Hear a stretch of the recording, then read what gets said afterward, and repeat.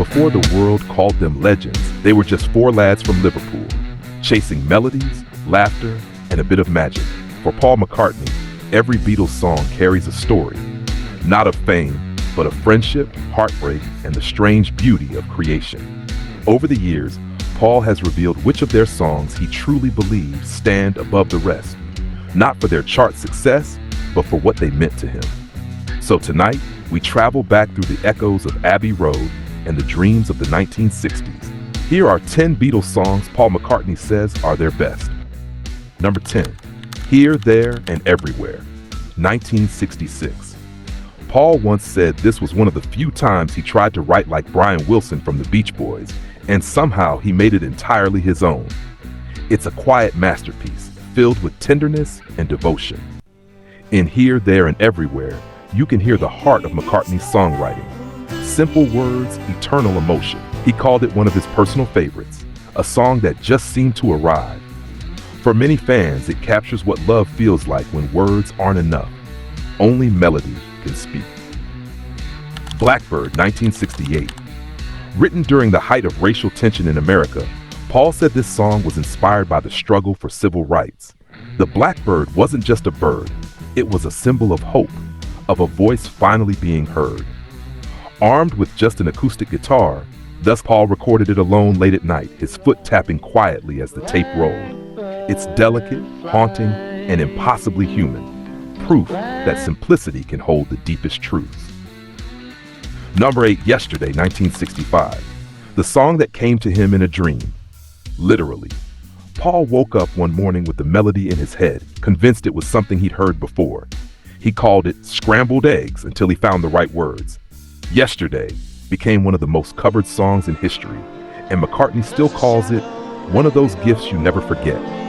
It's nostalgia wrapped in melody, a moment where time stopped and music remembered. Number 7, Let It Be, 1970. Paul once said this song came to him in a dream too. His late mother, Mary, appeared and told him, "It will be all right, just let it be." The song became both a prayer and a farewell, arriving as the Beatles were falling apart. Every line feels like closure, gentle, comforting, and final. For McCartney, Let It Be wasn't just a song, it was healing in sound form. Number 6, Hey Jude, 1968. Originally written for John Lennon's son Julian after his parents' divorce. Paul wanted to comfort the boy, take a sad song and make it better. It grew into one of the most iconic anthems of hope ever written. Paul called it one of the songs that wrote itself. Even now, when stadiums sing it back to him, it feels like the world healing in unison.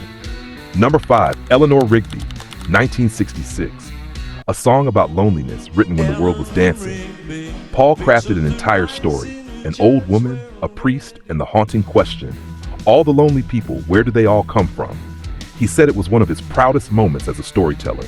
No guitars, no drums, just strings and silence, the sound of ordinary lives turned into poetry. For Penny Lane, 1967. Paul called Penny Lane his love letter to Liverpool. Every line paints a memory, the barber, the banker, the fireman. It's a place that exists both in reality and in the imagination, a perfect snapshot of a world both ordinary and extraordinary. He said it reminded him where everything began. For listeners, it's nostalgia turned into melody, the sound of home. Something, 1969. Though George Harrison wrote it, Paul has often called Something one of the greatest Beatles songs ever. He admired its grace, simplicity, and sincerity, proof that genius wasn't his alone. It's love distilled into melody, and Paul said it reminded him why the Beatles worked. 4 writers, 1 soul. Number 2, A Day in the Life, 1967. From Giant Pepper's Lonely Hearts Club Band, this song was Lennon and McCartney's masterpiece of contrast. John's surreal verses, Paul's lively middle section. Paul said it captured the madness of the time. It was both haunting and hopeful, chaos and calm, the 1960s in sound form. He called it a perfect ending to an era. Number 1, Let It Be, Reprise, the final goodbye. Though Let It Be already appeared earlier, Paul has often hinted that its reprise, the feeling it carried, meant everything to him. It was the song that closed the Beatles' journey.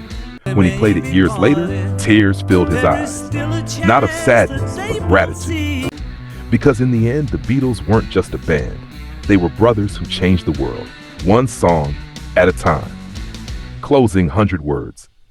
Paul McCartney never claimed the Beatles were perfect, only that they were real. Every note they played was a moment of their lives, pressed forever into vinyl. When Paul talks about these songs, it isn't pride you hear, it's wonder. Because for him, the Beatles weren't just music. They were time, memory, and the sound of youth itself. And maybe that's why, decades later, these songs still find us, wherever we are, reminding us to dream, to love, and to let it be.